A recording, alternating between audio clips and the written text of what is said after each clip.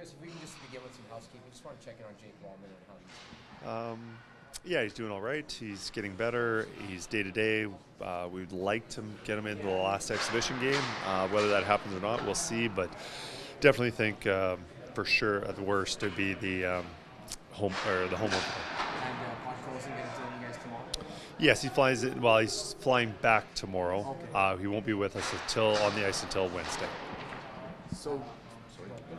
So next year training camp goes down to 4 games from 8 in the preseason. As a coach, how do you view that? Does that make things is it a little rushed for you, or is it that? Would you prefer that? No, I think 4, maybe 5 exhibition games would be the best case scenario.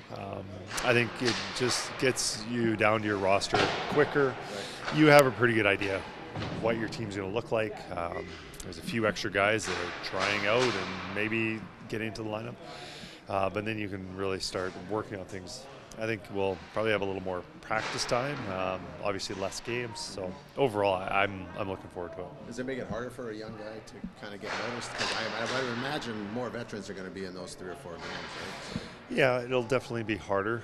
It might also be more difficult for veterans who are PTOs. Right. Because they're only allowed 2 games, and here's for them an opportunity to make the team. But those young guys, they can play 4 games, rookies, and I believe they can. I believe it's just the veterans who are limited to 2 games. So, yeah, I think overall, as a coach, getting your team ready for the season, I'm looking forward to the 4 games. Do you sense right now that the guys are just working on their role, especially the past couple of weeks, and now it's kind of like, okay, we're almost there, but still? I think so. It's almost a month of training camp. The players start coming in here right after Labor Day. They've been skating, and without the coaches on the ice, but it's still part of their skates, their conditionings, going through the routine of being here, but not playing meaningful games. And then the training camp starts, and then here we are, almost a month through it. Yes, I absolutely think they're ready for the real deal. So is this 8 kind of like a make-work project? Like it's literally too much? I believe it is. I believe 8 is too many, just because of, just you don't want the players playing in a lot of games. And, last year we had, some of our better players 4 or 5 games. This year they're more down to 3 or 4, kind of just rolling it back and getting ready for next season. But, I think, for them to play 2 or 3 exhibition games should be appropriate. Kris, I'm only feature on Peter O'Gree today. What do you like or what do you don't like about him so far? I like a lot of things about him. I hired him. I think he's got a good rapport with the goalies. Just calm, gentle, very informative with the player or with the goalies. Obviously he's building that relationship and kind of wanting to take it to another level, but right now I think he's been establishing a really good, solid foundation. How much lighter does it feel with some young guys around? It looks like they're having fun, they're pushing the pace, they're pushing the veterans. Is that kind of a breath of fresh air? Yeah, I think it is, but I think more importantly it's going to be during the regular season when there's the grind and you get to the dog days of you're traveling from one city to the next, and sometimes it's like, all right, here's another game. But you need that young, youthful energy, and it's nice to know that it looks like we'll have some of that new energy to our lineup. So you've got a good team. You can afford to bring along maybe a couple kids who are, ready, but not very experienced, let's say.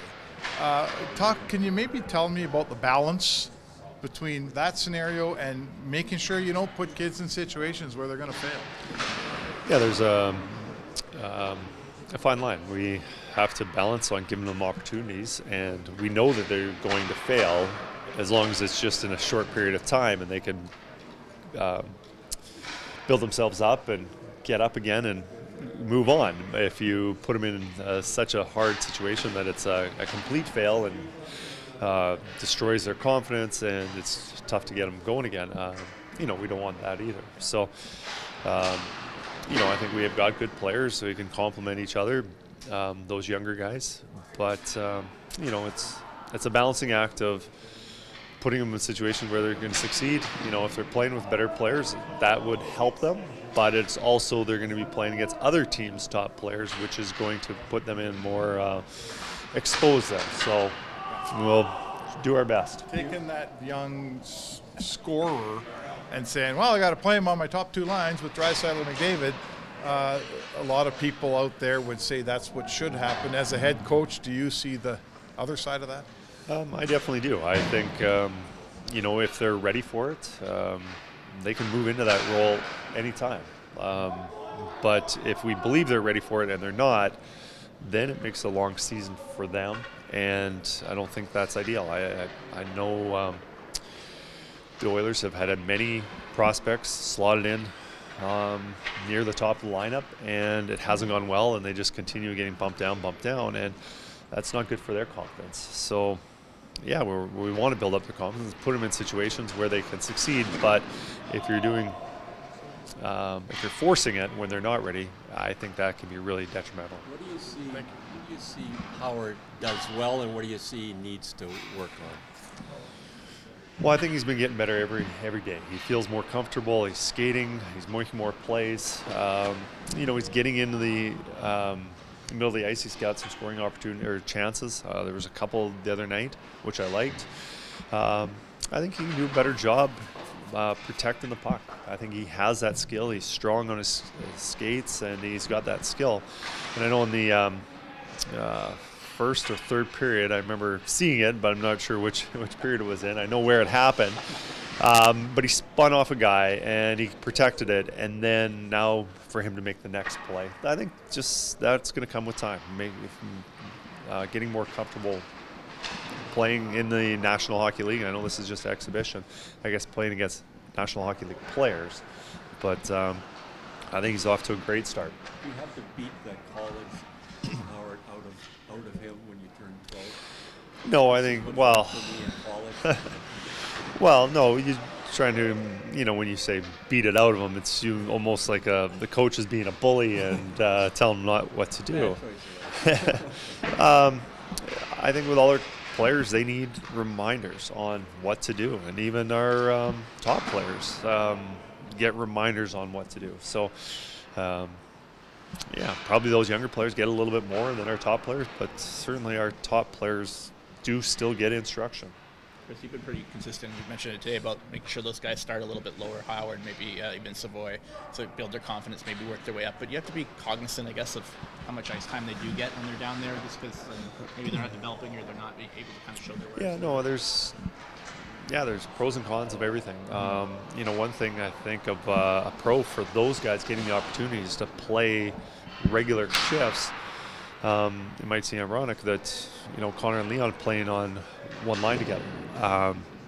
Last year, on average, there's 49 minutes of even strength time. They each averaged 17, so there's 34. Now there's only about 14 to 15 minutes left for the last two lines, and that's tough for them to get those regular minutes. With those two playing together, the ice time's easier to go around for everybody. You can play those lines 2 through 4 a lot more consistently, and one line doesn't get left out. So, I think both of them, the plan is for them to be part of special teams, power play, possibly penalty kill with Savvy. But, yeah, they got to play. They got to make mistakes, but we have to try and help them so those mistakes are fewer and fewer as the season progresses. I apologize if you've been asked something similar, but what are you hoping to see out of the last couple preseason games? Like what are you looking at? One, we're still evaluating players. There's still some roster spots that we feel that can be filled, and that's one of them. Two is we are just trying to still get better at our system, our game play. We want to get faster, move the transition. I thought we did a pretty good job of that the other night compared to the night before. We addressed that. Your defensive zone coverage. What are all the responsibilities? This defensive zone coverage is different than some of the players have ever played. Obviously, our veterans are familiar with it, but they still need reminders. But, I think just overall, these last two games, I think it's a little bit of evaluation with the players, but more importantly is getting our guys playing our style hockey.